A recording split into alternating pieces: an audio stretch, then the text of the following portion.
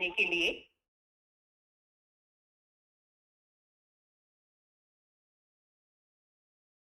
So, hello, my dear students. Welcome to this FMGE Sprint of Dermatology. Hello, my dear students. Sorry. So, I hope that my audio as well as my video is all clear to all of you. So, I hope all of your preparations are going fine, isn't it? So, just few more days for the exam, and there is no much more time for revisions. So, what we will plan today is just like all these previous days that we were having our FMG sprint session, isn't it? So, what we will do today is we'll have a very quick revision of dermatology. So, I have not added all the MCQs this time because during the previous FMG exam, we had a quick go through of the PYQs.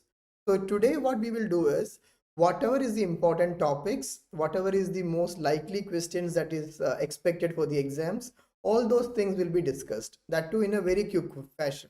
Okay, so if my audio, video, everything is all right, please let me know in the chat box so that I can start for the day. So what we will do today is, as I have told you very clearly, we'll start with few of the MCQs and later on we'll shift into so many images that you commonly see in dermatology, because for the FMG exam, remember how the questions are expected. Almost 4 to 5 questions will come from general dermatology, and almost 4 to 5 questions can be expected dermatology along with the infections, that is clubbed with the microbiology part. So we will try to include all those things today and then we will continue further. Fine. So if everything is fine, please do let me know in the chat box. Thank you so much. So to start with, let us see the first question. That is, antigen presenting cells of the epidermis shows tennis racket shape in the electron microscopy. So they are seen in. Now, what are the antigen presenting cells that you see in the epidermis? Do you know the name of the antigen presenting cells? Antigen presenting cells of the epidermis. What are these called as? These are called as the Langerhans cells. So these are the Langerhans cells. Now these Langerhans cells under electron microscopy, we know that they look like a tennis racket. So what is tennis racket? This is a tennis racket, isn't it? So in this tennis racket shaped cells, what you can see is these tennis racket cells are called as Behcet granules. Behcet granules. Now, what is the MCQ about? They are asking you Langerhans cells are seen in which layer? Now, Langerhans cells, as you know, these are seen in the stratum spinosum. These are seen in the stratum spinosum. So, Brinda, Metpsycho, all of you are answering. Excellent. So, here the correct answer would be stratum spinosum. So, remember Langerhans cells, stratum spinosum. And how do they look under the electron microscope? They look like a tennis racket. And what are these tennis racket cells also called as? They are called as Behcet granules. I hope this is clear. A very important image based question. So please have a photographic memory of this image. Fine. So with your permission, I'm going to the next question. So which of the following is not a collection of cells in the histopathology of the skin? Now the question says collection of cells. Now what is this collection of cells?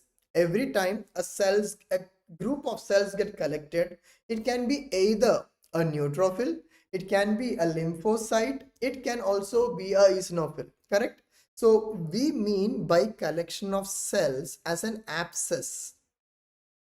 So whatever abscess that we see in histopathology, we can call it as microabscess. So which of the following is not a microabscess in the histopathology of the skin is what is the actual question about. Now let us see the options. That is Munro's microabscess, Kogoj spongiform pustule, Fordyce and coilocytes. Now, how many of you remember in which disease have you learned about Munro's microabscess and Kogoj spongiform pustules? So just try to recollect. Yes, Munro's microabscess as well as Kogoj spongiform pustule, these are seen in psoriasis. And what is a collection of cells? Is it neutrophil? Is it a lymphocyte? Or is it a eosinophil? So these two are going to be a collection of neutrophils. So these are going to be a collection of neutrophils. Now, what is Portier's microabscess? Now, just like Jyotsna, all of you are answering excellent. Now, where do you see Portier's microabscess? Always try to remember Portier's. That T should be capital, isn't it? Why capital? Because this is seen in cutaneous T cell lymphoma, which is otherwise also called as mycosis fungoides. So this is a disease where you find Portier's microabscess, which is actually a collection of lymphocytes. So option A, option B, option C, all of these are going to be collection of cells. So obviously, what is the odd one out? The odd one out is coilocytes. Now, in which disease have you heard about coilocytes? So coilocytes, we have learned it as a vacuolated cells, which is typical in the histopathology of HPE infections, human papilloma virus infections, that is in warts. So that is seen in warts. So coilocytes, these are vacuolated cells which can be seen in HPV infections or warts. So all the other ones, and remember, at least 2 to 3 times Munro's microabscess, Kogo's spongiform pustule, all these things has been repeatedly asked in FMG exam. So please make sure that this concept is clear for you. These are neutrophilic microabscess. Now moving to the next one. All are true about Blaschko's lines except. So what is Blaschko's lines? You remember these are cell development lines, isn't it? Now let us see the options one by one. Do not cross the midline. Epidermal nevus is seen along the Blaschko's lines. These follow development of keratinocytes. It corresponds to dermatomes. Now, what do you think is the right answer here? So, Blaschko's lines, always remember, this is the image of a Blaschko's lines. Okay, this is how the Blaschko's lines will look like. Fine. Now, this Blaschko's lines is actually cell development lines, which is invisible to the naked eyes. Now, do not cross the midline is correct. Epidermal nevus, as well as two more diseases, that is hypomelanosis of Ito and incontinentia pigmenti. Incontinentia pigmenti and epidermal nevus. All these three diseases usually follow the Blaschko's lines, and these are actually corresponding to the development of a keratinocytes. So what is the odd one out is this one, because it does not correspond to dermatomes. Okay, please remember, it does not correspond to dermatomes. So that is about Blaschko's lines. Now, since there is a question on lines, in the last NEET PG exam, they had asked about these lines. That is, what is this? These are lines of surgical importance. So please see this image. This is the lines of surgical importance. So any idea what is this lines called as? These lines are called as Langer's lines. Langer's lines. Why? And what do? We always give an incision parallel to the Langer's lines. So whenever you give an incision that is parallel to the Langer's lines, what happens? That the wound healing is better and the scarring is less. So always remember, this is surgically important lines, that is Langer's lines. Moving to the next one. Correlate and give your diagnosis. Now what is this? What can you see? So every time that you see an image in dermatology, you should always try to describe the lesion. Now, if you see the first image, you can see that there is a patchy hair loss of the beard, in that too in multiple places. So patchy hair loss of the beard. And what is the diagnosis? So diagnosis of a patchy hair loss, especially with something like this. Now what is this? This is called as the exclamation mark, isn't it? So this is the exclamation mark here, where the outer part is going to be broad and the inner part of the hair is going to be thin. So this is called as alopecia areata. So alopecia areata, for your exams, please do remember that this is a autoimmune disease. It is an autoimmune disease where our cells our is of the body is destroying our cells, isn't it? So our immune system is going to attack our own cells, and that is why this is called as a autoimmune disease. Now, quickly tell me, now what is the treatment here?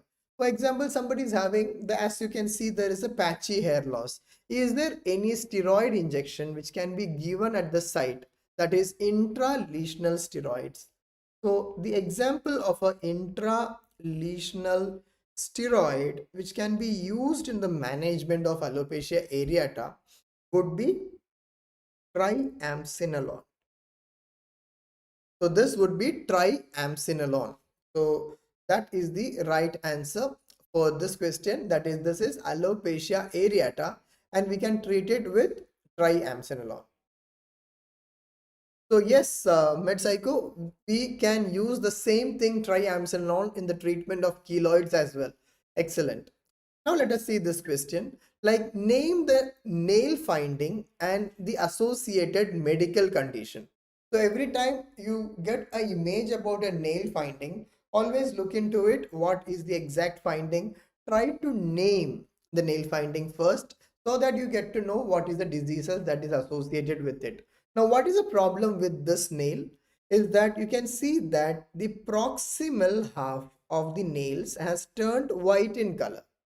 So that is the proximal part of the nails has turned white in color. So this is called as half and half nails. Half and half nails. Now these half and half nails, these are also called as Lindsay nails. Lindsay nails, isn't it? Now, in which medical condition can you see this Lindsay nails or half and half nails? So is it seen along with the chemotherapy? Is it seen in arsenic poisoning? Or is it seen with chronic renal failure or hepatic failure? The correct answer here would be this is seen associated with chronic renal failure. So this is seen in association with chronic renal failure. Very good. So Jyotsna is also getting it right. So Vineet is also getting it right. Good going. So now let's see the next one. So again, what is a spot diagnosis? Once in the FMG exam, you got a similar image and they asked you, how do you manage? So in the options, they gave you multiple options like iron supplementation, zinc supplementation, etc. So what is this type of a nail called? So this type of a nail where there is a spoon shaped nails. So these are spoon shaped nails, and these kind of nails are called as, what is the name? Anyone? Just give it a guess. Yes, this is called as Koilonychia. So excellent. All of you are answering it. Vineet, Branta, Jyotsna, MedPsycho. So this Koilonychia is commonly seen in association with iron deficiency anemia. So what is the treatment? Supplementation of iron is going to be the treatment of Koilonychia. Now, what is true regarding the image given below? So in this image, you can see that there are multiple whitish spots over the lips. Now, what do you call for this condition where you get multiple whitish spots over the lips or even over the genitalia? So this kind of a spots, these are called as, anyone? What are these called? So many of you are answering it as B. How many of you agree that this is B? Yes, you are right. This is called Fordyce spots. And these Fordyce spots are nothing but ectopic sebaceous glands. So these are ectopic sebaceous glands. Fine. So remember, it can either be an image of a lips or it can be an image of the genitalia with whitish dots. These are going to be ectopic sebaceous glands, which is also called as the Fordyce spots. Very good. So now moving to the next question. What is the first line management of the below condition? I really did not want to omit a topic, that is this one, acne, because every time in the last exam they asked you what is the causative of the given condition. So they gave you the name of multiple organisms. So this is actually caused due to Propionibacterium acne. So a few years back, few exams back, they asked you what is the management. So now let us see this image. What is the type of acne that you can see in the screen right now? The type of acne that you can see in the screen right now, these are called as blackheads. These are called as whiteheads. So blackheads and whiteheads. What is blackhead? Blackhead means these are, is it open or closed? These are open comedones. These are open comedones, whereas whiteheads are closed comedones. So remember every time that if it is a not a severe type of acne, जैसे कि if it is a comedonal acne, if it is a papular acne, if it is a pustular acne, in all these things, the first line agent in the management of acne is going to be adapalene. And what is adapalene? It is a topical retinoid. Is a topical retinoid. Okay, so please, whoever is answering it as isotretinoin, please do not make a mistake on the day of the exam, because your answer isotretinoin would be correct if this was the image. Okay, so what is this image? This is an image of a nodulocystic acne, so which is considered to be grade 4 acne or severe acne. So if you get an image of a very severe acne, just like a very large lesions, nodulocystic acne, then the treatment is going to be isotretinoin, which is a oral retinoid, So yes, it is a vitamin A derivative. Now let us see the next question. That is the type of rosacea that requires surgical correction. Examples, the options are erythematotelangiectatic type, papillopustular type, phymatous type, ocular rosacea. So all the four options are the different types of rosacea that we have. Out of all these type of rosacea, the one that requires surgical correction, yes, Jayashree, the correct answer is going to be phymatous. The reason why it is phymatous is phymatous type of rosacea is also, this one is also called as the potato nose. Now what is happening in potato nose? There is the sebaceous gland hypertrophy. So this kind of rosacea, that is phymatous type of rosacea, this can be actually treated with surgery, or it can be treated with a laser. Most commonly, that is CO2 laser can be used. Now, what is this first image? Which type of rosacea is this? So this one is the most common type of rosacea. This is the most common type of rosacea, which is called as erythematotelangiectatic type. Okay. So Gaurav, Jayashree, all of you are getting it right. Excellent. Now, what is the skin phenomenon that is and the associated conditions is being asked. Now, what are these phenomenons? In this first one and the second image, you can see that you can just try to imagine that somebody had scratched over the skin, and after scratching over the skin, the patient developed this kind of a lesion. So these two images together, they are called as the Koebner phenomenon. So these are called as Koebner's phenomenon. Now, what is Koebner's phenomenon? New skin lesions appear at the site of trauma. Now, which are the diseases which show Koebner's phenomenon? Yes, Ajla is answering it. So Ajla remembers that this is seen in LVP, that is Lichen planus, Vitiligo, and Psoriasis. Whereas, what is the third image? So in this third image, what do you find? That these are actually molluscum contagiosum, isn't it? Because you have a central umbilication. So this is a spot diagnosis of molluscum contagiosum. Now, there is one phenomenon. One lesion is followed by the other, followed by the other, followed by the other. Now, this is called as pseudo-Koebner's phenomenon. This is pseudo-Koebner phenomenon. So what is happening in pseudo-Koebner's phenomenon? In pseudo-Koebner's, there is actually auto-inoculation of the virus.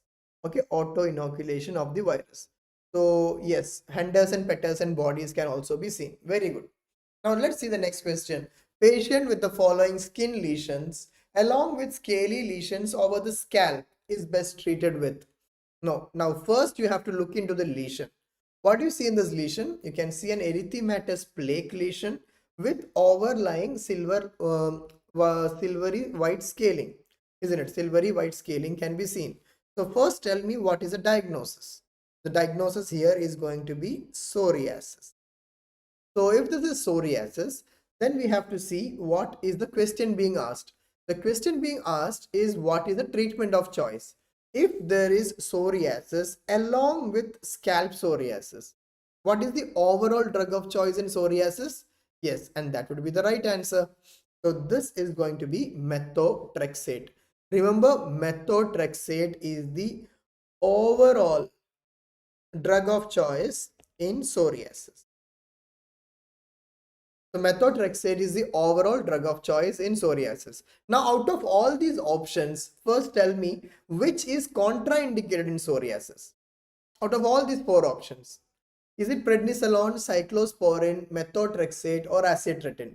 So remember, this is one of the rarest conditions where a steroid is contraindicated. I mean, an oral steroid is contraindicated. So this, please remember that prednisolone is contraindicated in psoriasis because this can lead to von Zombush reaction. Von Zombush reaction. So all of you are answering, keep going, very good. Now let's see the next one. All are true about this condition except. Now you have a vague image. You can see some erythematous plaque in the center. There are multiple erythematous smaller plaques in the trunk. Now, you may not get the actual diagnosis just by seeing this image. Now, let us try to correlate and find out what is the examiner trying to convey. So, you can see that first option is hanging curtain sign, Christmas tree pattern, associated with viral infection. Steroids is a drug of choice. So, now it should ring a bell because now what is happening? Now, this will give you an option that this bigger lesion that is present is actually the mother patch. This is the mother patch or the herald patch that is seen in Pityriasis rosea. Pityriasis rosea.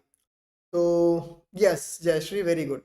So MedPsycho is asking, in pustula psoriasis we can use prednisolone. Absolutely no.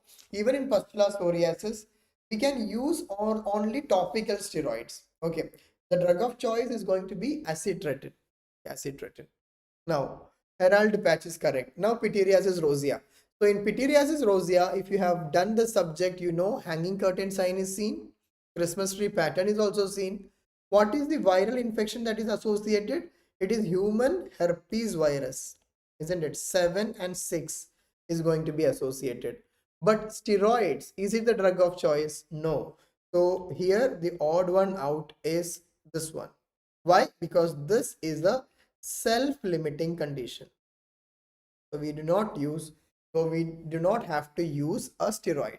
So very good, Ajila. So now let's see the next question. So true about the below condition, except now we can see the image again. So seeing this image, do you feel like describing it as the red or do you feel like describing it as the purple color? So this is purple colored plaque lesions over the wrist area of a patient. Purple or violaceous, what comes to your mind? Lichen planus comes to your mind, isn't it? So here this is going to be lichen planus. So in lichen planus, now let us see the options. It is associated with hepatitis C. Obviously, yes. Lesions purple in color are seen predominantly, yes, over extensors. Now keep it on hold. Follow-up is required for oral lesions for the fear of malignant transformation. So these are oral lichen planus. This is pre-malignant. It is pre-malignant to squamous cell carcinoma. And the hair involvement, that is lichen planopilaris, it can be leading to scarring alopecia. Obviously, yes, lichen is one of the examples of scarring alopecia. So here, what is the catch is just one word, because Where is lichen planus more common? It is more commonly seen over the flexural parts, not over the extensor part. So remember, this is the odd one out. So this is the right answer here. Very good. So now let's move to the next one. Identify the types of eczema. Now, three images are given. Now let us see what type of eczema is all these things. Now, if any patient comes to you with a dryness of hands, that too if it is a lady, then this is more likely to be ICD, that is irritant contact dermatitis, to detergents. Okay, to detergents, and this is most commonly seen in housewives, hence we call it as housewives eczema. So this is called housewives eczema. So yes, Jayashri, MedPsycho, Jyotsna, all of you are answering. The second one is a footwear dermatitis. Yes, Jyotsna, this is footwear dermatitis. Now, can you tell me whether it is ICD or ACD? This is going to be ACD. Now, why this plant image is given along with eczema? Because this plant, the image of which was also previously asked in FMGE exam. So this is called as the Parthenium hysterophorus. This is the most common cause of ACD, that is allergic contact dermatitis. So this is the most common cause of allergic contact dermatitis, and this plant is called Parthenium hysterophorus. Parthenium hysterophorus. Done? Yes. So now let's move to the next question. Conditions caused due to PTBP. Now what is PTBP? It is para-tertiary butyl phenol. This is para-tertiary butyl phenol. So this para-tertiary butyl phenol can cause two types of conditions. Either it can cause a skin allergy, which is called as allergic contact dermatitis, or it can cause a depigmentation of the skin. So this is called chemical leukoderma. So this is called as chemical leukoderma. Can't see this. I'm just moving it a bit higher. So one is allergic contact dermatitis, the other is chemical leukoderma. Both are due to using bindi. So both these things are due to bindi, and the culprit is PTBP, that is para-tertiary butyl phenol. Next one. A 1-year-old child with a dry face and itching over the skin. Mother is a non-case of asthma. Diagnosis. So first one is allergic contact dermatitis, seborrheic dermatitis, atopic dermatitis, infantile scabies. Now from this image, what do you understand? It is a 1-year-old child. There is a dry face. You can see that there is a lot of scaling that is seen over the face. And the question says, mother is a non-case of asthma. Why? Because the examiner is trying to hint that there is a family history of asthma or allergy. So where is it more likely to be seen? This is likely to be seen in atopic dermatitis, like a child with a very dry skin, along with a personal history or a family history of atopy. That is going to be atopic dermatitis. Next one. The first line of agent for the below skin conditions. So in the first image, you can see that there is edema beneath the skin. So what do you call for this edema beneath the skin? These are wheals, and wheals are seen in urticaria. Whereas if there is a massive swelling of the lips, so this is a subcutaneous swelling, and this is called as angioedema. It is called angioedema. So in both urticaria as well as angioedema, is it the steroid, the first line of agent, or is it something else? So what is that something else? This is going to be antihistamines. So antihistamines are the first line. Okay. So antihistamines, be it cetirizine, loratadine, levocetirizine, so all these things.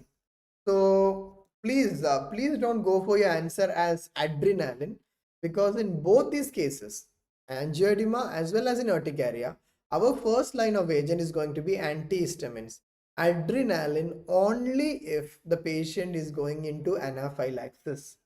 So please don't make a mistake, only if the patient goes into anaphylaxis. Otherwise, please go for the answer as antihistamines, because unnecessarily in a very stable patient, we are never going to start on, or we are never going to give a shot of adrenaline. Yes, metropsycho levocetirizine can also be given. Okay. So correlate to give the diagnosis. Now, three images are given together and you have to reach out to a diagnosis. In the first image, you can see that there is a genital ulcer. In the second image, you can see there is a aphthous ulcer. And the third image is some finding in the eyes. So does it ring a bell? Like, do you remember any syndrome or any disease where you can get a genital ulcer along with an aphthous ulcer along with anterior uveitis? Now, what are these three together called as? So just make a guess. So these three together is going to be called as Behcet's disease, isn't it? So this is a Behcet's disease in which there is an autoimmune process that is going on. So multiple inflammation of blood vessels is happening. So this is a triad: genital ulcer, aphthous ulcer, anterior uveitis. The answer is going to be Behcet's disease. So no worries, anybody who is making a mistake right now, it is all good, but then please go through all these important topics before your exams. Fine. So Paras Patel, excellent for giving the right answer. Don't be hesitant. Don't worry if you're making a mistake in the chat box. It is all about trying. Okay? Just give it a try. So child with a fever and a red face. What is the virus associated? So there is a child, fever, red face, and what is being shown is a cheek of a patient. So what is it? Fifth disease, isn't it? So this is going to be fifth disease. So this erythema is also called as erythema infectiosum. This is also called as erythema infectiosum. So what is the right answer here? Yes, most of you know that this is the right answer. That is parvovirus B19. Very good. Now moving to the next one. Treatment of the below condition. So what is the image that is being shown here? So there is something that is shown, that there is symmetrical involvement of depigmented skin. In the second image, you can see that the face has been covered and the extremities is also going to be depigmented. So the diagnosis here is going to be vitiligo. So please remember vitiligo, Jayashree, Medpsycho, all of you agree you can go for PUVA, that is phototherapy can be done. So if they ask you any topical agent which can be used, so this can be topical tacrolimus or pimecrolimus. Topical tacrolimus or topical pimecrolimus can be done. Along with that, phototherapy can also be used. So like your narrow band UVB, PUVA, all these things can be used. Okay, very good. Now let's move to the next one. A very important topic, right? So what do you see? You can see that there is multiple blisters over the skin. Some of the blisters have peeled off and you can see some involvement of the oral mucosa. You can see the histopathology where there is a split that is happening just above the stratum basale, and you can see a fishnet pattern in the DIF. So putting all these things together, can you just tell me what is the diagnosis? So here the diagnosis, yes, Dr. Kishan Sharma, very good. This is pemphigus vulgaris. So what are the images here? This is a flaccid bulla. So this is aphthous ulcers is the second one. Third one is a suprabasal split. And the fourth image is chicken wire pattern. So all these things put together is seen in which disease? This is seen in pemphigus vulgaris. Pemphigus vulgaris. So thank you, Khan Salman. So now let's go to the next one. So 80-year-old patient with skin lesions and DIF finding below. Now this is an elderly patient. Yes, vulgaris means most common. Now let us see this one. 80-year-old patient, skin lesions.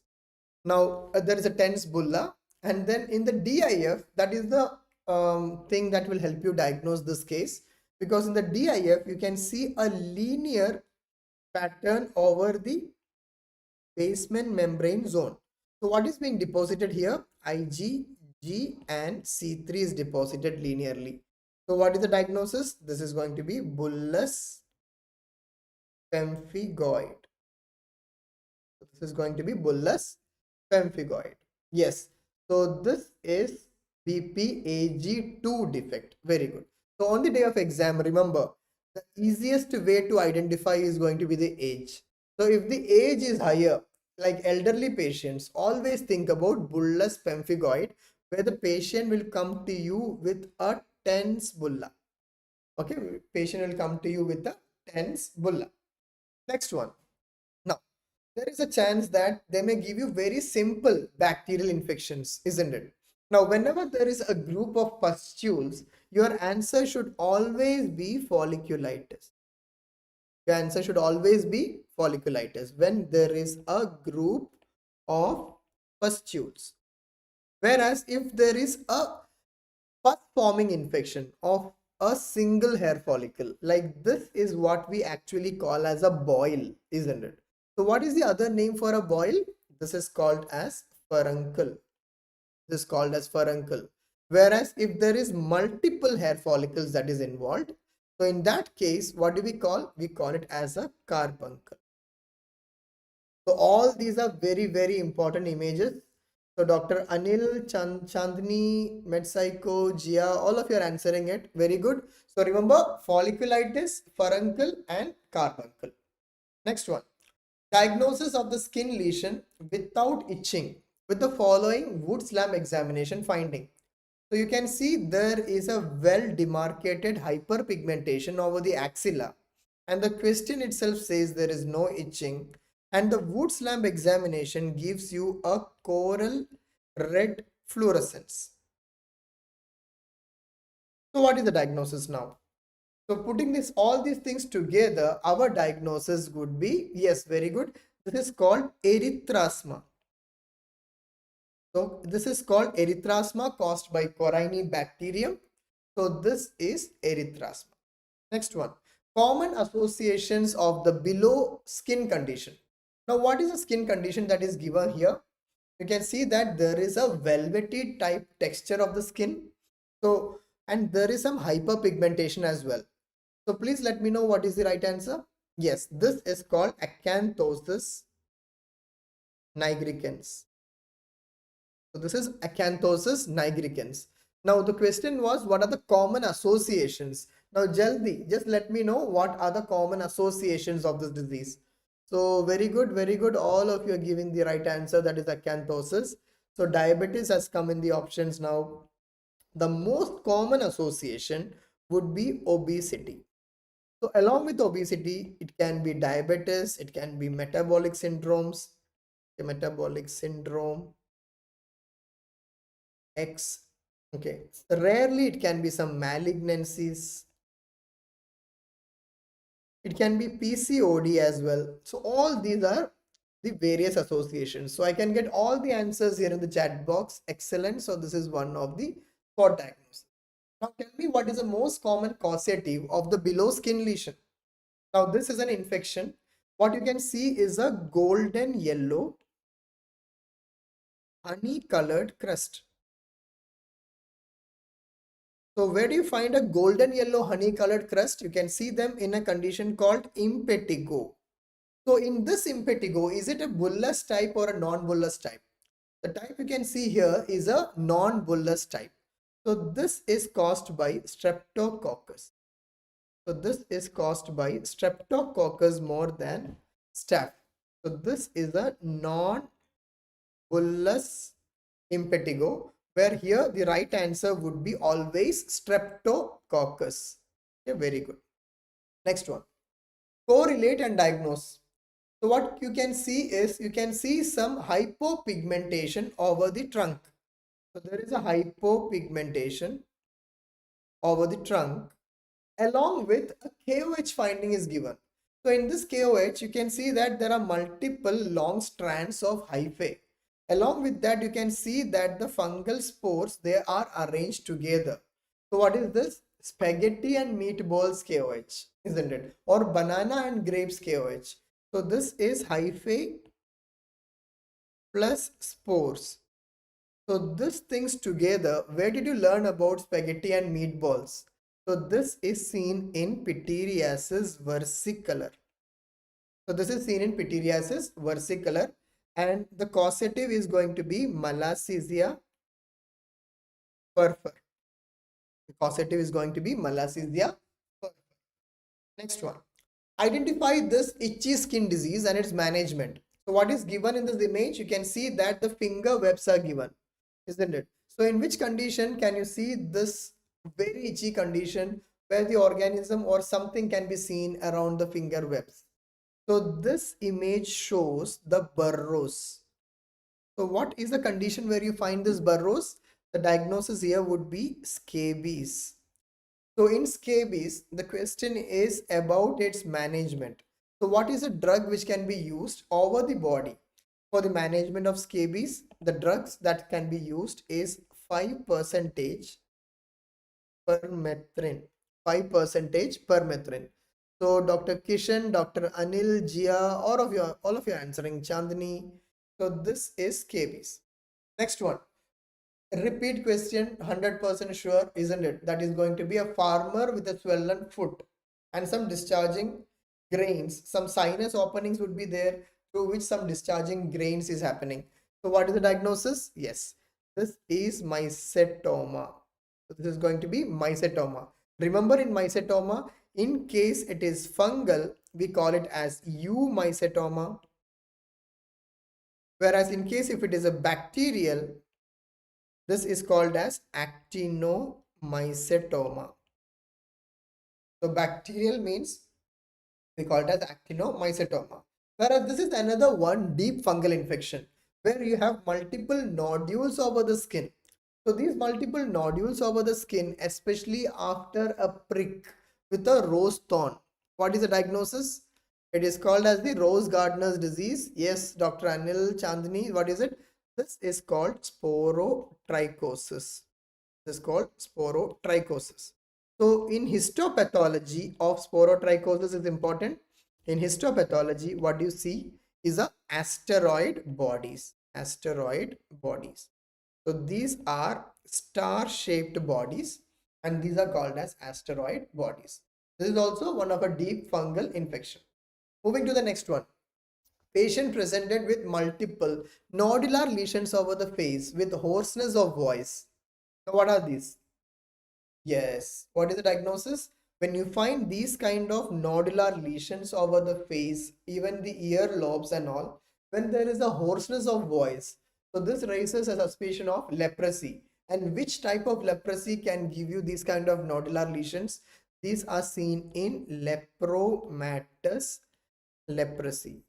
So in lepromatous leprosy, what is the name of the face that you can see? Is it a monkey face or is it a lion face? Yes, this is called as leonine facies. These are called as leonine facies. Very good, Jia. So all of you are answering it right. This is leonine facies of lepromatous leprosy. A patient presented with painless genital ulcer, which is red in color, with a swelling in the inguinal area. What is the diagnosis? So in this case, the examiner has given you the color of the ulcer. Only one disease which you have to remember when there is a color of the ulcer given, that is red color, that is seen in donovanosis. Because in donovanosis, you get a beefy red color and bleeds to touch, isn't it? Now, for every MCQ that comes about genital ulcers, please try to remember this mnemonic, that is LSD. LSD is a drug. So if you take a drug, you may not get to know the pain. So this is LSD, that is painless genital ulcers. What is L? L stands for LGV. What is S? S stands for syphilis. And what is D? D stands for donovanosis. And remember, what are the painful causes of genital ulcer? That is the most common genital ulcer, that is herpes genitalis. And the next one is going to be chancroid. So the next one is going to be chancroid. Fine. So these are genital ulcers. Next one, the most common complication that is associated with this condition. Now, what you see in this image is that you can see that there is a skin lesion which do not cross the midline. There is an erythematous background and there are some lesions above it. This is most probably a vesicle. So what is the reactivation of varicella called as? Yes, this is herpes zoster. So this is going to be herpes zoster. And in herpes zoster, what is the most common complication that is associated? The complication that is associated is going to be post-herpetic neuralgia. I'm going a bit fast because we also have one more live today, that is the anesthesia by Vineet sir. So this is going to be the most common complication. So whoever is answering Ramsay-Hunt syndrome, please remember Ramsay-Hunt is not the most common complication. Most common is the persistence of this burning pain, that's called as the post-herpetic neuralgia. Now, what is the associated nutritional deficiency? So this question has been repeated in almost last 5 to 6 FMGE exams for sure. So what is the nutritional deficiency here? So this is actually called as pellagra. The image given here where there is a photosensitive rash around the neck. This is called Cazel's necklace. That is called Cazel's necklace. And yes, there is niacin deficiency, or that is vitamin B3 deficiency. All of you know diarrhea, dermatitis, dementia, death. Yeah, excellent. Very good going.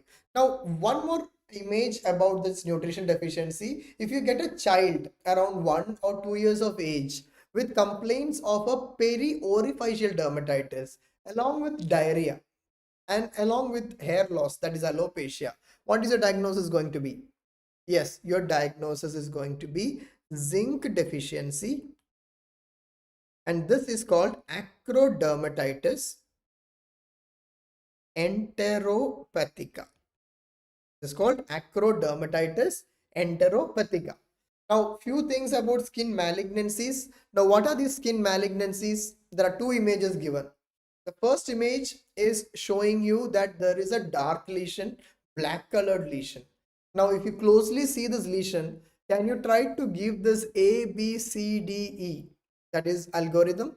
That is, A is for asymmetry, B is for border irregularity, C is there is multiple colors within the lesion, isn't it? D is diameter is more than 0.6 mm, and E is continuously evolving. Now, can you name the malignancy? Yes, this is malignant melanoma.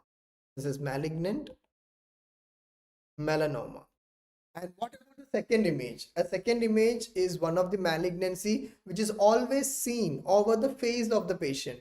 And over the face, you can see that there is a lesion with a rolled up border. So if you closely look into the lesion, you can also see there is some central telangiectasia as well.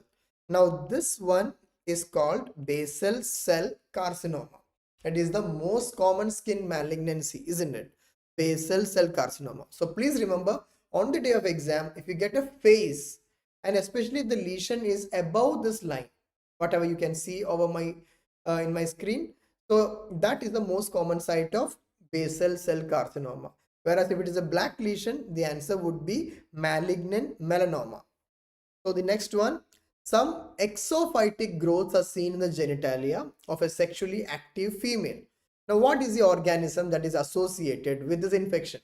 Exophytic, you can see that this is the rough surfaced growth. So what is this going to be? These are going to be something called as warts. Now, what do you call for genital warts? Genital warts, we can call it as condyloma acuminata. So genital warts is called as condyloma acuminata, isn't it? So these condyloma acuminata, what is the organism that is associated? So obviously warts is caused due to human papilloma virus. But can we be more specific now? Because there are more than 150 variants of this human papilloma virus. So which is the type that causes this one? Yes, Chandani, Paras Patel, all of you answering. This is 6 and 11. Now just one more question before we leave. that is 6 and 11, is it a high risk subtype or a low risk subtype? Yes, this is a low risk subtype. Okay, this is a low risk subtype. And the treatment, we can go for some immunomodulators like imicumod, isn't it? Or podophyllins. So immunomodulators like imicumod or podophyllins can be used. But remember, the catchy thing is that in pregnancy, the treatment is going to be cryotherapy. So why cryotherapy in the case of pregnancy? Because imicumod and podophyllins are going to be teratogenic. So with that, we have come to the end of this very quick revision of dermatology, because today's time was also very much limited. So I wish you all the very best, and please make sure that for your exams, for you to pass the exam, it is very important that you give maximum number of mock tests, isn't it? So we have this mock test in the PW Meded app. So one of the mock test is already over. So the remaining 4 mock test is on 23rd, 25th, 26th, and 27th. So please go give this test, practice maximum possible. Done. So thank you so much for your patience and listening. So we'll be in touch with more sessions, and wishing you all the very best for your exams. Keep rocking.